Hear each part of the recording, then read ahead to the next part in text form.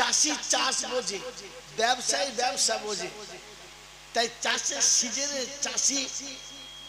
চাষি নিজের কি গেল আর কি এলো দেখে না, দামি পোশাক খুলে ফেলে, চাষের পোশাক পরে না, কারণ জানে এই পোশাকটা চাষের না। শুনেছেন এরকম কোন মানুষ যে জুতো মোজা পরে চাষ করতে গেছে? না, কারণ ও জানে এই পোশাকটা চাষের না। কি জানে না? জানে না। একজন ব্যবসায়ী দেখেছেন যে মাথায় পাগড়ি বেঁধে আর পা পর্যন্ত জামা পরে সবজির ব্যবসা করছে? করে না, কারণ জানে এটা ব্যবসায়ের পোশাক না। হ্যাঁ না বলে?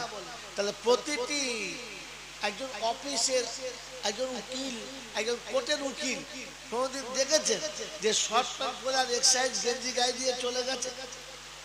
কারণ জানে এইটা কোর্টের পোশাক না। কখনো দেখেছেন কোন পুলিশকে দেখেছেন যে প্রচন্ড গরম হচ্ছে বলে পাতলা কাপড়ের একটা পাঞ্জাবি আর একটা লুঙ্গি পরে অফিসে ডিউটি করছে? দেখেছেন? কারণ ও জানে এইটা পুলিশের পোশাক না। তাহলে প্রত্যেক শ্রেণী জানে যে পোশাক যেখানে লাগে সে সেই পোশাক পরে যায়, অন্য পোশাক পরে না। আমি একজন মুসলমান, আজ পর্যন্ত আমার জানা হয়েছে যে এই পোশাকটা নামাজির পোশাক না। আজ পর্যন্ত আমার জানা আছে যে এই পোশাকটা ইমানদারের পোশাক না।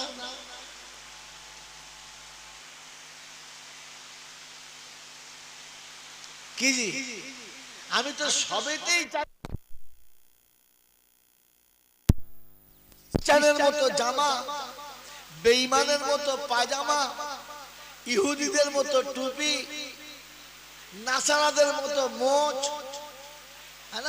বাউরি বাগদের মতো মাথার চুল কাটা, সব মাল চালিয়ে দিয়েছি। আজও পর্যন্ত জানা হলো না যে এই পোশাকটা পরে মসজিদে যাওয়া চলে না। জানা হয়েছে বাবা?